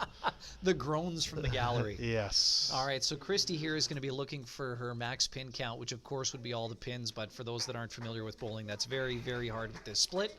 So she's just going to be looking for a 5 count, more than likely. Yeah, she's already taken this match. It's all just gravy now. You still want to hit your target because she's going to have to throw another one. Nicole just wants to build some momentum, throw 3 good shots. Doesn't matter if it's a head pin and a cleanup. Just throw 3 good shots. All right, so Nicole here just wanting to get some confidence coming into this sudden death second match that we're going to have in a second. That was a thick strike, but she got that corner 2 to fall down. Yeah, you know what? I don't know if I like her reaction to that one because it was a really good shot. She needs to put that in the memory bank and know that she can throw that when it counts. Yeah, there's 3. You can tell these are toss-away balls here. She just wants to get into that second match. Yeah, that's tough. I know there's a lot of people out there that just would be like her and just, oh, whatever. But, I mean, those were 3 really good shots. All on the head You should pin. celebrate those because she needs those for the next game. All right, so just to recap here, this was the first of a possible 2 matches in the men's final of the 45th annual Manitoba 5-Pin Open Championship. So what happens now is this is it for all the marbles, sudden death, winner takes all. Yep, whoever wins this match is the ladies representative for Manitoba. She's lost her double life. Now it's just single elimination. So at this stage of the game, Nicole coming up, just coming off of 2 strikes and a 13 count in that 10th frame. And again, something interesting here. I would have thought that we could have saw a continuation of that head pin hit. You know, it's like she didn't take in those 3 good shots that she threw. That it was like, oh, whatever. You gotta find silver linings in this game. Yeah. It is such a game of head pins and splits and corners on good shots. Like any time that you can build anything that gives you confidence, you need to take it. All right, so Nicole came out with a 5-5 and then a open toss in that first frame of this sudden death match. Christy Wilson, again, she won that first match and has given herself an opportunity to be the ladies rep for the province of Manitoba. Starting her match on lane 2, this is ball 1. Looking for that right pocket, just off the head pin. Yeah, just put it down. She needs to get it out past those dots, closer to the arrows, to get that pin action she's looking for and to hit her target. All right, here comes Christy with her second ball. Noticing a bit of a pickup in her pre-throw delivery routine here. Now she's held off a little bit, but she was very quick to pick up her ball. And that looks just a little stiff. Yeah, you know, speeding up your pre-shot routine, sometimes it can be a little bit of frustration. You didn't get the result you were looking for. You're feeling good coming in, and then you miss. You just got to find a way to bounce back. All right, Christy now looking to pick up this corner 2. Oh my goodness. No. Okay, so now the question is, did the foul line engage? Which it will have because she did fall over it. And for our viewers that may not be familiar with what I'm talking about, Brett, can you recap for us? Well, anytime you go over the foul line, you get minus 15 points on your end score. If it's a close match, it might come into play. Hopefully she's all right physically. Hopefully she didn't hurt herself on her fall. She can recover. I saw Ian Sylvester fall into the gutter once during the singles qualifying a couple years ago. He didn't throw the ball, so he didn't get a foul. But hopefully she's okay physically and she can bounce back and throw a good shot here. Just get her footing. Have some confidence in her approach, because that's the toughest part after falling like that, is just you're thinking in the back of your mind, oh man, am I going to fall again? I know, exactly. I couldn't agree with you more, Brett. I've had a few over the foul lines back in my YBC career, and you just can't let that be in the back of your mind. Yeah. There you go. There you go. That was a good try, Christy. You could see, though, there was just a little bit of tentativeness when she approached that line on that release. But still, unbelievable to come back and throw a good shot after falling, after fouling. Yeah. You're frustrated. You're mad at yourself. But to come out and get just off that right corner on the left side. So, again, now she's going to be looking for this pin count here as best she can. Yeah, you know what? She's got her coach here sitting beside her in between frames, telling her it's all right. There's a lot of game left. Just execute when you go up there next time. We'll get past that foul. Yep. All right. You know what? I think at this stage of the game, this will be an opportunity for her to come back. shake the cobwebs out and just reset, because really at this stage for her it's almost like starting the game from scratch again. Pretty much, yeah. I don't know if something like that gives Nicole a little bit of life. Say to herself, okay, so I've got 15 pins now that were taken off. Now I just need to come up and throw some good shots. Head pin punch, I believe, yeah, from Nicole.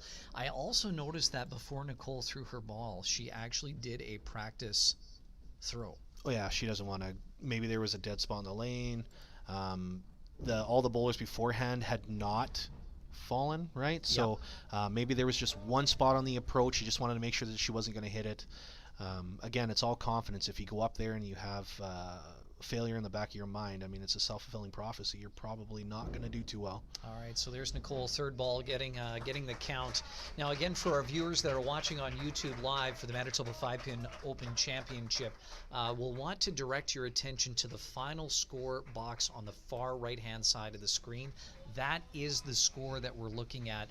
Don't pay much attention to that 28 that's next to Christy Wilson due to the foul count. You want to look at that 22 and the 13, just so that we don't have any family members that may be watching getting super excited. But that is the correct score on the far right-hand side. Yeah, you know what? You never expect to have a foul in a tournament at this level, but it does happen, albeit very rarely. Big shot by Nicole, just to get back on track. Yeah, I think these next couple frames for Christy, she just really needs to get her bearings back and just know that she's not going to go down again. You know, and I really like what Christy is doing here. She is taking this head on, checking to see if there's a wet mark on the lanes. But I do agree with you, Brett. This next ball for Christy could be the most important ball of the match. This is the lane that she did fall on moments ago. Nice toss, looking for that right pocket. Get off that head pin. Yep. Chopped it. That's okay. You know what? That hit, if she had dropped the ball about a foot closer than she had thrown it out, she would have got a split, maybe even a head pin. She got it out. She had some good stuff on the ball. She carried the chop. All right, so here's Christy's second ball in the third frame, trying to get the spare on the chop here, looking for the right 3 and 2 pin. Yep, she throws a hook, so she just puts it right on. She should get it. Look at that. Yep. It's almost like she didn't even think about that. Yeah, she throws that nice hook. She's got a good 2-3 boards of movement. She throws right at it. She'll get it every time. All right, so Christy now starting to build something here, going into the fourth frame, working on a spare, now on lane 1, looking for a solid count on this first ball. Here it comes. Looks like it's there. Good release. Still. Right corner pin. Great shot. Great shot. She got it out. She had stuff on it. It looks like the pins aren't carrying too well unless you throw a really hard ball like Scott did in the last match. Got to take advantage of this corner. Yeah, this would be an opportunity to just build on that confidence as we get into the middle portion of this match here. Just giving the ball return an opportunity for the ball to come back. Christy's going to have a look at it. And now she's going to look for this right corner spare to get herself back on track again in this sudden death second match of our women's final here this afternoon at Minnedosa Bowl. Here's the delivery, looking for that right corner pin. Nope, just got it a little bit too far. Kind of hooked it, forgot to let go of it. All right, so now Christy is going to be looking to pick up this 2 pin and pick it up for pin count as we wrap up her fourth frame. Yeah, she knows she's still in it. She doesn't want to let that foul loom too large. Pick up this deuce, get as much as you can. There's still a lot of bowling left. 6 frames left for her. There's a lot that can happen. All right, here comes the delivery. Looking to get that pin count just off. Yeah, twin of her second shot there. Yeah. Okay, so now we turn the tables over to Nicole. She's coming into her fourth frame, working on a spare back in the third. Again on this second lane, which has proved troublesome here for our finals matches, both in the men's and women's. We've seen a few head pins this afternoon, just off the pocket on the right side. Yeah, it just looks like she's not focused. She keeps missing the head pin. She's had a lot of opportunities to really grab these last 2 matches, and just hasn't taken advantage. All right, here we go. This is ball 2 from Nicole. Looks like just off that pocket again on the left side. Punch that 3 out. Yeah, just get this big pin. It puts her up by 1 in terms of the total score, and you want to be ahead at all costs. All right, so we're going to look for pin count here from Nicole, looking to pick up all of this if she can and put it through that 3-port. Yeah, hey, whatever advantage she gained from Christy fouling is gone now. And it's basically a 6-frame game. Yeah, and again, we want to point out to our viewers that are watching live on YouTube that the score that you want to be paying attention to is the final score. So right now, Christy has 54, Nicole has 50. Coming into her 5th frame, first ball, lane 1, the delivery. And there's that strike that she's been looking for a while now. Yep. Now here's the difference. We'll see if she feels like it was a fluke or if she really felt good on that shot. If she feels it's something she can replicate in her next shot, it's over. If not, this is still wide open. Yeah, this will be a good sign of where Christy's head is at coming into this second half of the game. 5th frame now, first ball, lane 2. Looking for that right pocket on Christy's ball, just off the mark. Yeah, just place it. Didn't get it out. You can see it's kind of coming off of her palm. It's not coming off of the tips of her fingers like she needs it to. She needs that ball to start moving as soon as it hits the lane to hit what she's aiming for. Would you say that maybe she's not getting the ball far enough out on the lane, or is that not an issue with this, at least this last throw? You know what? She's just trying to place it. Like, Yeah. you need Just to let go it up and- happen almost. Yeah, you know? I mean, you don't want to chuck it per se, but you want to throw it a little bit more than she's doing. All right, this is looking for the spare for Christy in lane 5. That This was looks nice. That was a great There's shot. the ball. Again, same as Nicole. If she can take that, if she felt good on that shot, if she felt what that shot was, and she can do it again, it's huge. Yeah, We're going to have a big battle for these last few frames. You can see Christy was giving herself a little bit of a pep talk there on camera. You know, yep, that's the one. She was nodding her head. She had her hands out. Okay, I know what I need to do. And again, we're just waiting for the ball to return here so that she can go into her 6th frame. And again, she is on lane 1. And as you have said, Brett, this is a wide open horse race as we come down the home stretch. Here's the delivery. First ball in frame 6 for Christy Wilson. Ah, that was pretty good. Oh, Just off that head pin. Yeah, you know what? I still really like that shot. She just needs to get it out right a little bit more. Maybe move her feet to the left a board or two. That was a good shot. It had good movement on it. Just the spot that she hit, she just missed to the left a little bit. All right, here comes the ball. Noticing that there's a bit of a difference in return time for Christy's ball versus Nicole's ball, and I have to wonder if that extra time to sit and ponder is potentially a negative thing for Christy. You know what? I would say something like that would be a little bit more negative for Nicole. She's kind of seems to just grab the ball and want to just get out there and get it done. Nice spare. Christy seems a little bit more methodical in the way that she approaches the game. She wants to take her time. She thinks about it. She's like, you know what? I really got to throw it out where it looks like Nicole grabs and she's like, all right, let's go chuck a bomb. All right, so we're now coming into the 6th frame for Nicole Sentner. Lane 2 working on a strike. And that is a head pin. Again, that second lane, that has been a thing today, Brett. Yeah, it looks like they're just looking at each other and saying, nope, you have it. Nope, you have it. Nope, you take it. All right, so now we're in that state of mind where Nicole is just going to be looking to max out her pin count here on this strike. Oh, yeah, that was all right. You see a little bit more urgency in these shots. Yep. Before, when she would punch, she'd kind of just go up and be frustrated and throw, but she knows the way the match is setting up, she needs to get every single pin.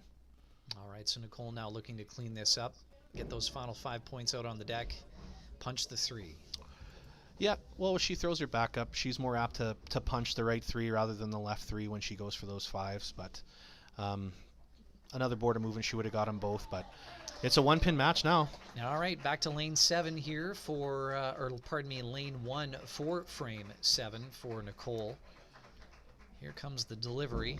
Looks like it might be on that head pin, and it was. Yep. Very nice. Thin shot, left pocket, carries. All right, so here comes Christy. Christy is working on a spare, and we're now into her 7th frame. You can see the score at the top of your screen there, 103 to 89 in favor of Nicole Sentner. And here comes Christy on lane 2, first ball in frame 7. Got it out, got it on the head pin.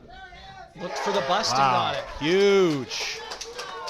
That'll be a big confidence booster for her coming back over to this lane 1. You know what? It's amazing. You bowl with somebody for so many years. As soon as she threw that ball, Ken started nodding. because He he just knew knew. that was the shot. You know what I mean? And she knew it. Yeah. Bob knew it. Ken knew it. The whole house knew it. That was a massive shot. Yeah, that was a big, big shot for Christy here, who now has put a strike on top of that spare and continuing to look to build. She's on lane 1 in frame 8. And now we'll wait and see what the delivery on this one looks like. Again, for Christy, she wants that right pocket to have a chance at a strike. Just a shade off that head pin. Yeah, just overthrew it a little bit. She's feeling the momentum a little bit. She just needs to calm down. Just needs to execute. All right, ball 2, frame 8 for Christy. Again, pin count's important here because she is working on a strike. Spare would be beautiful. And just missed it. Just a little bit of that backhand movement, just missed it a little bit. That was similar to her first shot in the frame before the strike. Just missed it just a little bit. And with how tight this game, this pin count on this head pin is going to be important. She'll want to pick this up. Yeah. And with ease. That was a great shot. That was a great shot. She needs to throw that 1 in 9 and 10, and she's got a real good chance here. All right. This is going to be a great finish. All right. So Nicole now coming into her 8th frame. Currently 41 points back, but she is working on a strike.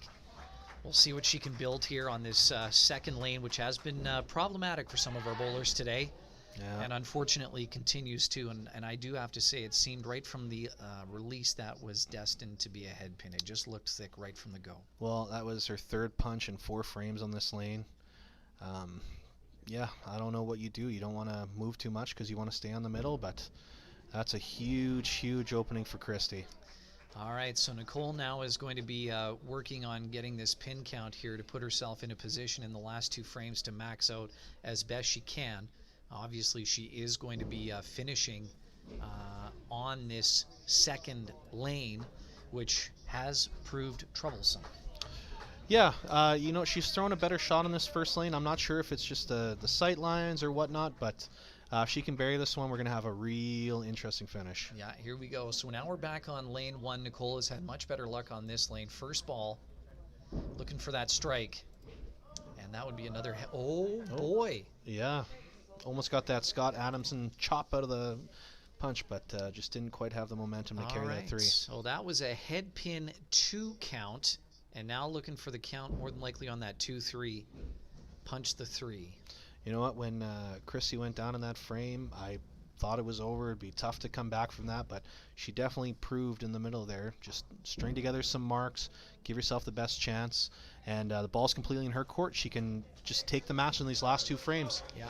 This will be a good opportunity here for Christy to put an immense amount of pressure on Nicole, but really, again, you got to do it. She has to come out here, play her game, and get a good toss. Yeah, she can win the game. She's up right now. If she goes 30-30, she's pretty much done it. There's that throw, right pocket she needs. That was a thick head pin, but it turned out okay. Yeah, big spare. Nicole's got a max of 181.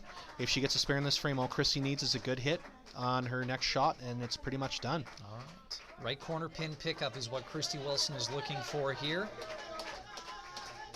Here comes the delivery. Looks like it's just off. Okay, still got to pick it up. Match this close, you need to get that deuce. Yeah, this is one of those finishes where every point, it sounds so cliche, but every pin is going to count in this match. For sure. She can get 15 in her next frame for 172. If she gets a 30, that puts her up, and Nicole can't come back. So, I mean, you hate to say that, oh, this pin doesn't matter, but you can build some momentum from this, get some confidence. There we go.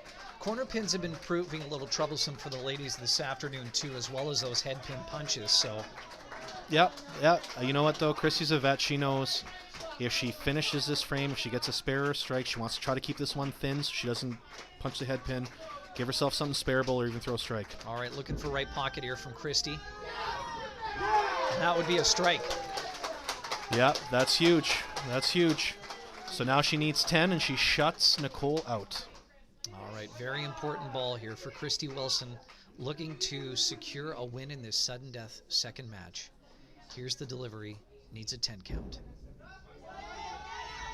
That's it. And that Provincial would be champ it. right there. Yep. The opportunity now to throw from the back, Christy. Do not go to the foul line. put the cherry on the cake here and see what kind of pin count she finishes with here on this final throw throw from for the back. Christy Wilson. Throw from the back. Don't go even close. Thank goodness. And that was pretty much what she did. Yeah. I mean, if I'm In her, bowling I'm terms, rolling she- one. I'm bowling rolling one terms, from the pit there. she Especially was if way I had back. gone down earlier in the game. Yeah. I'm throwing that one from way in the back. All right. So Jeez. So Nicole Sentner coming up here now on lane 2. This is her final frame. Can max out at a 181. And there's strike number 1. Yeah, that was a big celebration. I'm not sure. Pretty sure this match is over. I'm not sure if we're matching the scores here. If we're having some technical difficulties. Okay, so that's off on the left side there. But yeah, we've got our score set here at 182 for Christy. Yeah, that's Nicole wrapped up with a 161. And again, that was the second sudden death match in the women's final for the 45th annual Manitoba 5-Pin Open Provincial Championship. Christy Wilson downing Nicole Sentner in 2 matches, and now our provincial rep, Brett. Yeah, that's a great representative for this province. She's been there so many times. She's a great bowler, great bowling family.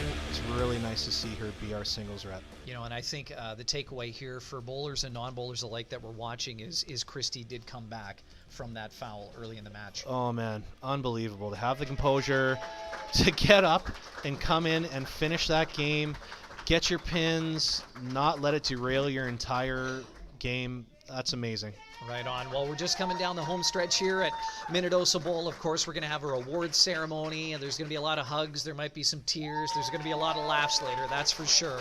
But we want to say to all of our viewers this afternoon on YouTube and everyone that's going to watch this at a later date, thank you so much for joining us for the 45th annual Manitoba 5-Pin Bowling Association 5-Pin Provincial Championships. Again, to review, Scott Adamson will be representing the men for the province of Manitoba at Nationals, and Christy Wilson will be representing the women for the province of Manitoba, again happening at Gatineau, Quebec, not that far from now, May 29th to June 3rd. So for my co-host and color commentator Brett Hendrickson, thank you so much. Yeah, no problem. Also a big thank you to everybody at Minnedosa Bowl. You did a fantastic job over the weekend. Ken Wilson, our producer. We bid you adieu, good luck, and good bowling.